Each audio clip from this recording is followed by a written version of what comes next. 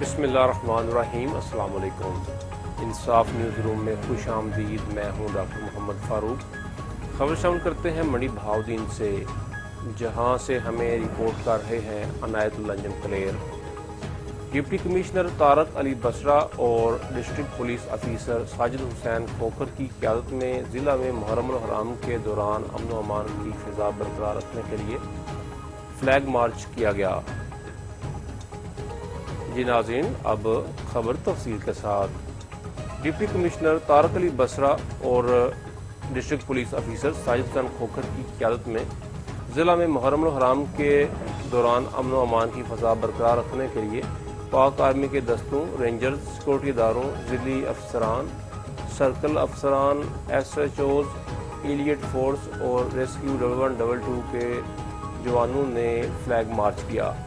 Flag march deputy commissioner office سے شروع ہو کر منڈی شہر، تحصیل ملکوال، گوجرا، قادر آباد، مانو چاک اور پھالیہ سے ہوتا ہوا واپس ڈپٹی کمشنر آفس میں اختتام پذیر ہوا۔